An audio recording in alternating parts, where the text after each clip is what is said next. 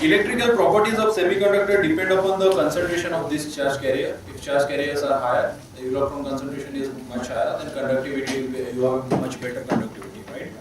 So the net flow of this carrier generates current, and process by which these carriers move is called as a transport, right? We will go into the chapter carrier transport, right? So now the question is how to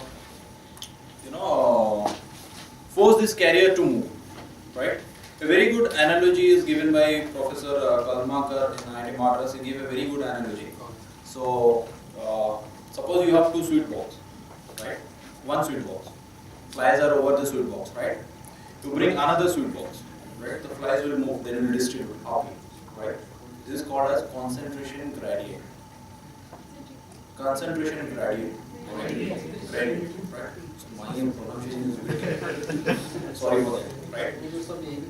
Okay, so now the sweet box is there, single sweet box, move the sweet box. The flies will follow it, right? This is called as drift. Okay, one is diffusion, one is drift. Okay, so these are the two principal mechanisms of carrier transport in a semiconductor. One is drift, one is diffusion. Drift occurs when you apply an electric field, okay, and diffusion occurs when there is a concentration difference. So, for example, if I spray perfume here, you can smell it over there, right? So it moves from a higher concentration to the lower concentration, right?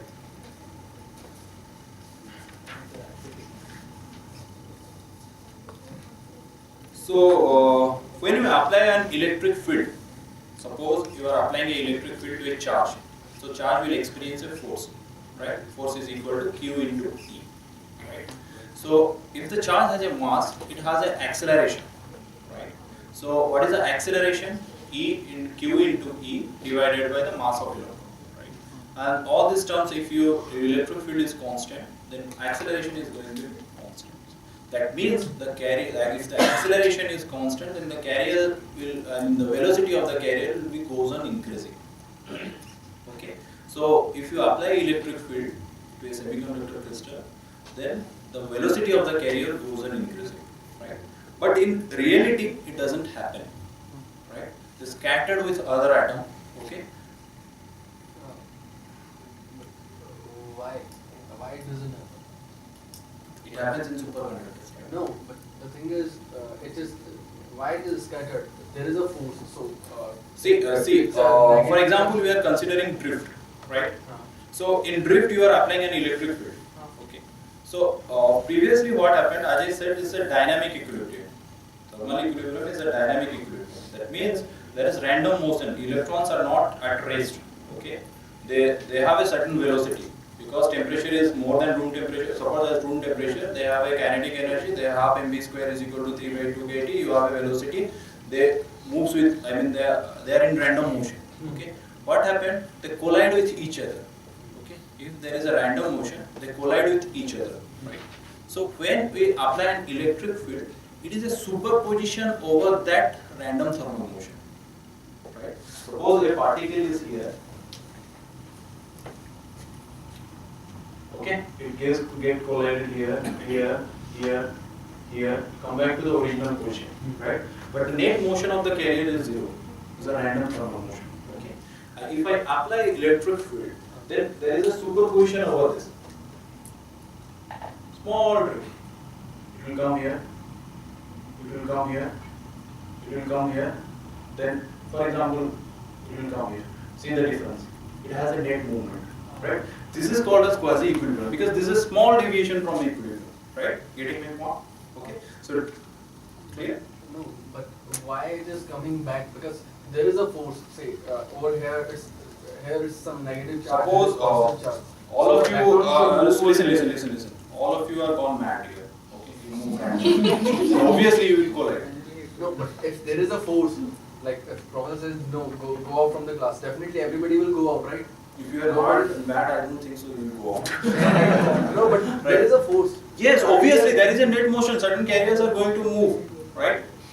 That is what I am saying. There is a certain motion. The carrier will going to move, but when they get accelerated, okay, velocity increases, right? The superposition, the thermal velocity get accelerated. So it's move on increasing, right? Because your acceleration is constant, okay, it collides with another particle, right? Okay, so it's transform all its energy to that particle and it comes to rest. Okay, fine. Again it accelerates. Okay, again it achieves a velocity. Right, again it collides. Again it transform all this energy. This process will continue. Okay, so we take an average velocity. Right, it will have a velocity. I am not saying that it will be enter the net velocity is zero. I am saying that it has a net velocity, right, which is called as a drift velocity. Right? When you apply an electric field, you have a net drift velocity. But if the electric field is zero, you have a velocity, you have a motion, but the net motion is zero. Right? So, drift of charge gives rise to drift current, and drift current is given by jet drift is equal to rho into Vd. Okay.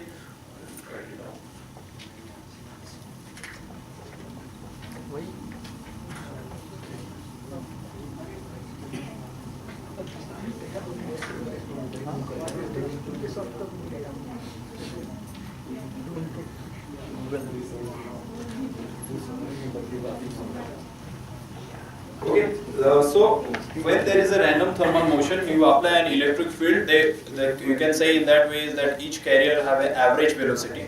Okay, just like if you accelerate it from an initial point to you apply the equations of motions, right? So you can find out total distance traveled by total time taken. You will have an average value, right? So the total distance traveled is this one. For between these two collision, it will accelerate, right? Here its velocity is zero. It will gain velocity, maximum velocity here. It get collided with another particle. Its entire velocity goes to zero, right? Okay. So if you take this total distance, which is called as mean free path between the two collision. Remember the point. Okay. Mean free path between the collision, right? And if you find out the time between the two successive collisions, which is called as mean free time between the collisions. Divide the mean free path with the mean free time, you will get an average velocity, right? This is called as a drift velocity. Okay? Fine? Got your point? Mean free path, the distance, that is called as LC, the mean free path between the two collision, and the time taken from one collision to another collision is called as mean free time, tau c. Okay? LC by tau c, you can, this is a average sort of quantity, right? So, what is the current density? Current per unit area, right?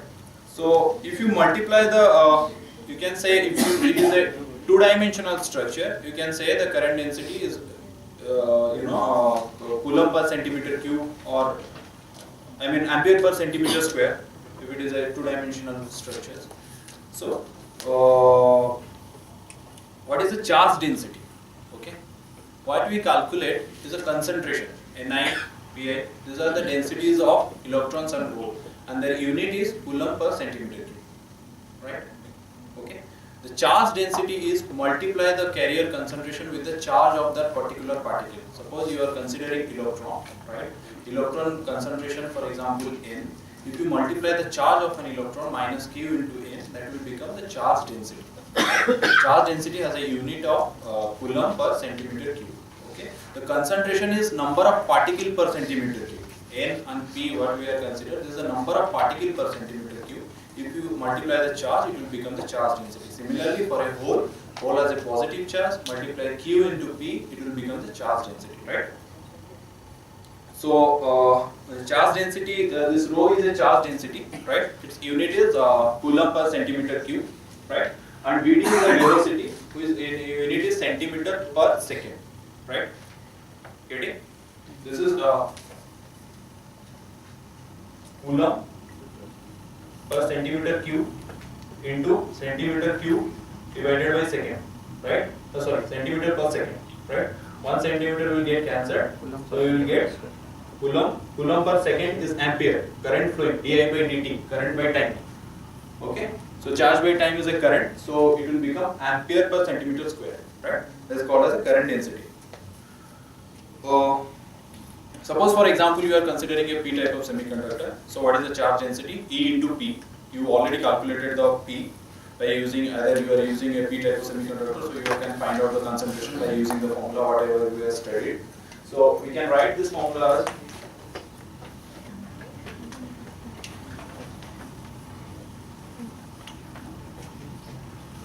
equal to Q, charge of one pole, plus P, hole concentration, into Vd. Right? Okay? Fine. So this Vd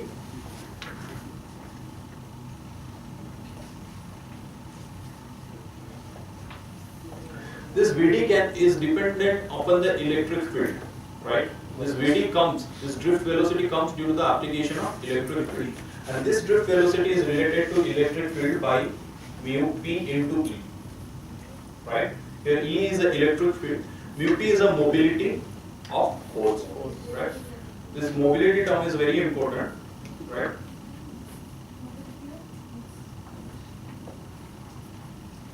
Okay, so just put it here. So Q P mu P into E, right? Why we have taken probability of force? I am considering only P type of semiconductor. After that, I will consider N type of semiconductors, right? Don't worry. So I can write it P drift, JP drift. Okay, drift current due to holes, right? So drift current due to holes is QP into mu P into E, right? Okay. If you want to find out the current in a device, you have to find out the area of the device you are using. Multiply the area with the drift. Okay. You will find out the current I, right? So similarly for an electron, right? I can write J N drift is equal to, electron has a charge of minus Q, right? Minus Q N, okay? But what happened to this Vd? Electron always move in an opposite direction to the applied electric field, right? Okay? Holes move in a positive direction of the electric field, but electrons always move in an opposite direction of the electric field. So we have a term here, Vn is equal to minus mu p into E. Oh, sorry. Okay, minus mu n into E, right? If you multiply Vn here, this minus term will be get cancelled. Okay, so you will get a drift current due to electron is Q n mu n E.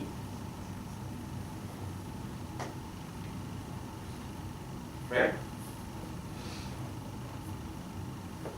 Clear?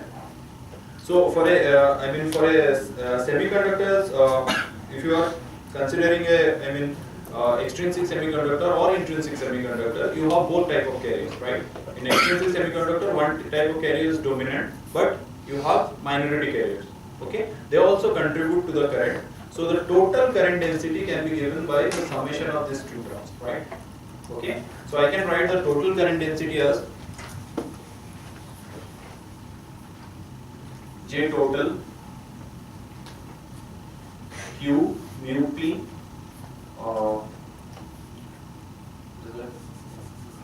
Q P mu P E plus Q N mu N E, right?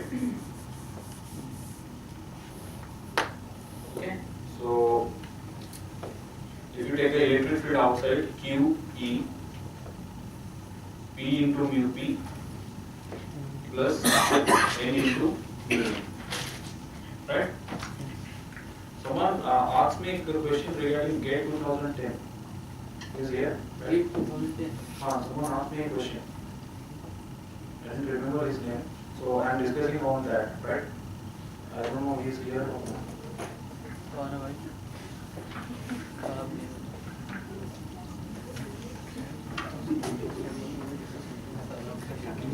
So we can write it as sigma into E, right?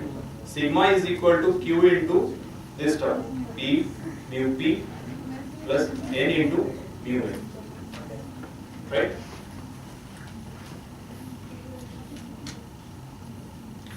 And sigma is called as a conductivity of the semiconductor material, right?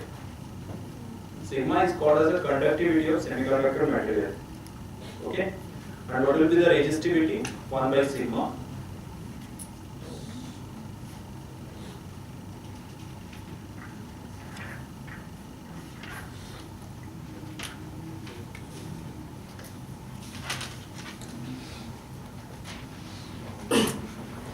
right? Okay, so this is the conductivity. Remember this formula, right?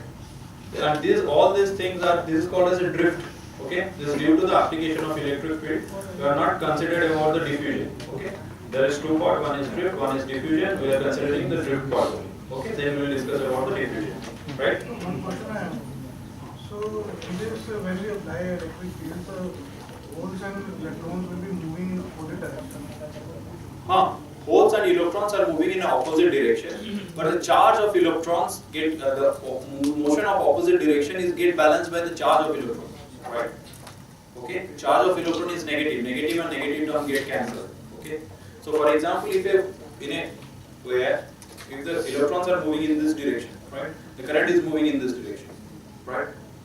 Okay, in another where if the holes are moving in this direction, then current is also moving in this direction. But and if you see in theory, like then there are two counter motions, like one is moving opposite to the other. So there will be some resistance. They are moving in a difference band. Electron moving in a conduction band. Holes are moving in a valency band. So there is no chance of interaction, right? Getting? They are moving in a different energy states. The energy state movement means electron transform from one state to another. If there is no state, then the flexibility is zero, right? So electron transform from one state to another state. So all the electrons move in a conduction band, right? Okay? All the holes move in a valence band, right? So this is called as a conductivity. 1 by this term is a resistivity. Suppose for example we have a semiconductor crystal, right? We apply a voltage here, V, and a current here, I. This is the length of the semiconductor, and this area, okay? This area will be A, right? What is the current density? Okay, the current density will be J is equal to I by A, right? Current density will be J is equal to I by A. What is the electric field? E is equal to V by L.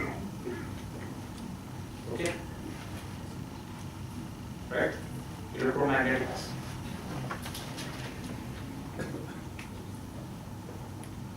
Right? And we can write J is equal to sigma E. Right? So J is equal to V by I by A sigma into V by L. Okay? Take I to that side. V by I is equal to L by A into sigma. Right? 1 by sigma. This is called Ohm's law, right? 1 by sigma, make it as rho. Okay? V by I is equal to L by A into sigma. Sigma is called as conductivity. Make it, convert it into resistivity rho, 1 by rho. So it will become rho L by A. This is the resistance, right? Yes. Okay? So in questions, the dimension has been given, right? So you have, the concentration of electrons and holes are given, right? Okay? That's the gate question he asked me. Okay? So in a question, I'm going to put that in your examination, right? So pay attention. So if your concentration, once you suppose a semiconductor is given, it's given that its Fermi level is lies for example 0.5 electron, 0.2 electron volt from the conduction band. If you know once the Fermi level where it lies, you can find out the electron concentration, right? Okay, with reference EC minus EF, you can use that formula. Once you find the electron concentration, right? You find out the electron concentration, use it here. Okay, right? You can find out the conductivity because conductivity depends upon the electron concentration. Mobility will be given. For electron it's 1350, for the hole it is 450, right? And you know the charge 1.6 into 10 to the minus 19 coulomb. You can find out the conductivity. Okay. If it is a highly doped semiconductor, you can negate the P part because P concentration will be much lower than N concentration. So what's the expression you got for? Okay, in that expression, just, I mean, for sigma is will become equal to q into mu n into n, right? You negate the mu p into p part, right? So your entire conductivity depends upon the electron concentration, right? Once you find the conductivity, you can find out the resistivity of that conductivity. Okay? Dimension will be given for any semiconductor crystal. Dimension will be given, and your job is to find out. It's mentioned in the question that where the formula lies, because you have to find out the electron concentration. If it is given that it is an intrinsic semiconductor, then you have to consider both the terms, like mu n into n, mu p into p. You can't neglect one term. Okay? So, and you can also find out the concentration as the either by minus Eg by kT, right? Any formula you can use, you can find it out, right?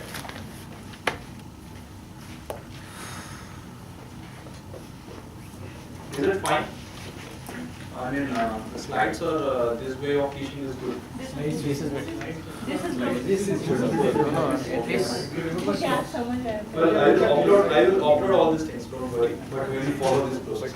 But like if you write some equations, will connect more. This is good, but writing some more equations. Right? Right? Okay.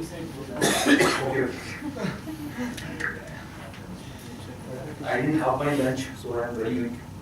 I have to come from electronics area. I will come from 11 to 1. From 1 hour within 1 hour, I came from electronics area.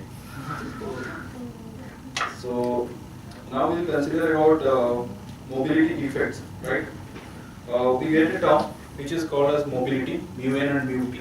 Now we have to consider how this mobility is going to behave. I mean, if your rotary level changes, how mobility changes. If temperature changes, how is mobility is going to change. Okay? We have to characterize the mobility. So before we characterize the mobility, okay, what affects the mobility? The scattering process affects the mobility, right? If the scattering process is very high, then your mobility will be low, right? Lot of collision takes place. At a higher temperature, you have a what? Scattering will be more. Scattering will be more. Semiconductor has a positive temperature coefficient of resistance or negative temperature? Negative. Semiconductor has a negative temperature coefficient of If resistance. some temperature resistance increases, Metal, temperature- for a metal, it has positive. Because as you increase the temperature, positive. With temperature, metal resistance will come down. Come down. Till some temperature. till some certain range. Okay, so the mobility depends upon the scattering process. Now we have to consider with which particle the electrons are going to scatter. Right? The electron can scatter with another electron. Okay?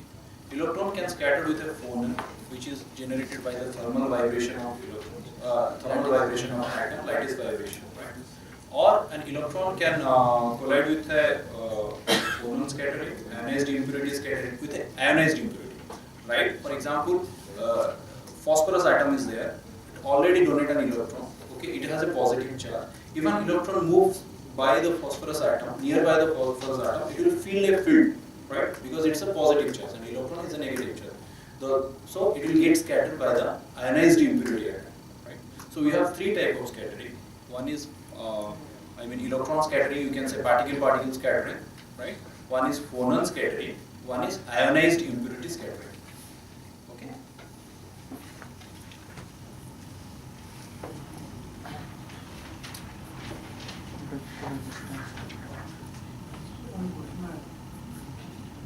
This phonon does not contribute to charge and current and No, phonon doesn't. Phonon is not a charge carrier. It is a particle equivalent of an electromagnetic wave. Photon cannot contribute to the current conduction process. Just like a photon is a particle equivalent of electromagnetic waves. Okay. So it doesn't mean that you don't. If light is not signed to a semiconductor, for example, if you keep a semiconductor in an entire dark room, it doesn't mean that you don't have a photon, right? So what happened when this atom vibrates, they are combined with each other, so they vibrate in a string. Okay, so they generate elastic waves. Simultaneously, the electron clouds also vibrate across the nucleus, right? So it behaves like a dipole. If you oscillate a dipole, it will generate an electromagnetic wave, right? A oscillating dipole generates an electromagnetic wave. So we also have photons, right? But this photons and phonon doesn't contribute to the conduction process. Okay, only electrons are. So you said electrons can collide with the impurity. It can collide with silicon atom also. Yeah, it can come. Listen, the silicon atom which we are considering, okay, they are already contribute to one electron and hole is there, right? So it is same way we can say it collides with a hole, right? But this phosphorus atom doesn't contribute to a hole. Okay, they are only positively charged and located at a fixed position, strongly bonded to the silicon atom. Silicon atoms are also bonded, but the phosphorus atom which are bonded, their bond strength will be maximum, because the charge of phosphorus nucleus is more positive than silicon nucleus. One electron, they have extra electrons. That means more proton. One proton will be there in the nucleus. Okay.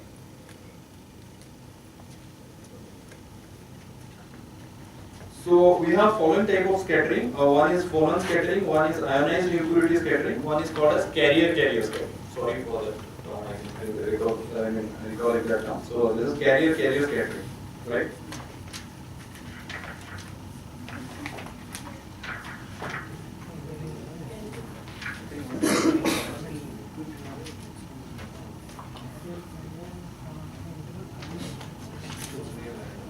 Suppose, for example, what do we find out? Force is equal to, if you apply an electric field, force is equal to charge into electric field. Okay.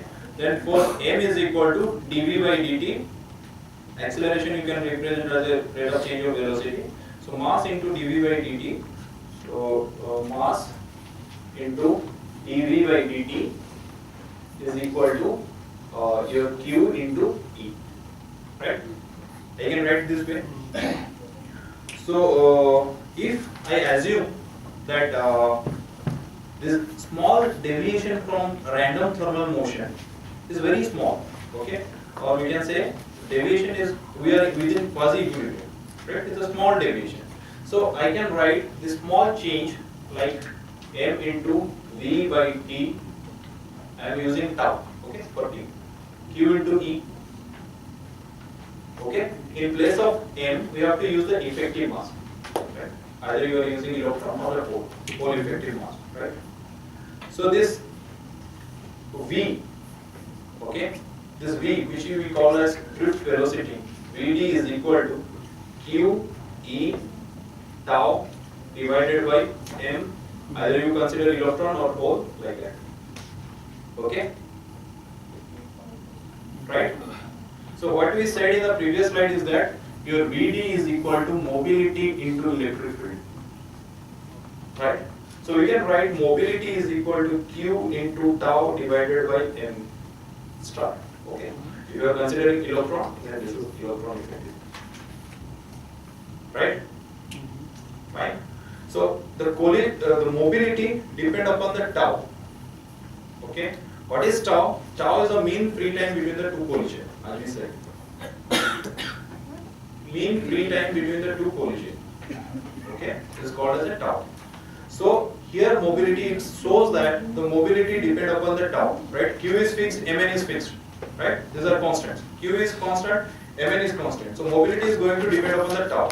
Okay, if you have scattering is very high, right? The tau term is going to be reduced. Okay, the mean free time between the collision is going to be reduced, right? So we have to look into all this scattering process. Okay, so as I said, we have phonon scattering, ionized impurity scattering. So they will collide with each other, right? The atom has they are in random thermal motion. They collide with each other. The distance between this is an average quantity. Okay, it doesn't mean that it has to travel after each collision. It has to travel the same distance. Okay, it is statistical average quantity. The mean distance it travels after which it will get collided. Okay, this is called as mean free time, mean free path between the two collisions. And the time taken between the successive collision, it is not same. The average quantity is called as mean free time. That is why the term mean.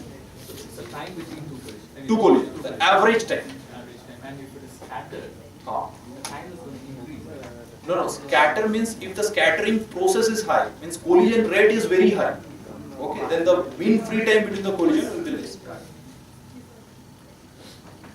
Okay, so in between this, all this scattering process, phonon scattering and ionized scattering are important. Okay, we are going to neglect the carrier scattering, right? So we want to say what is the dependency, right?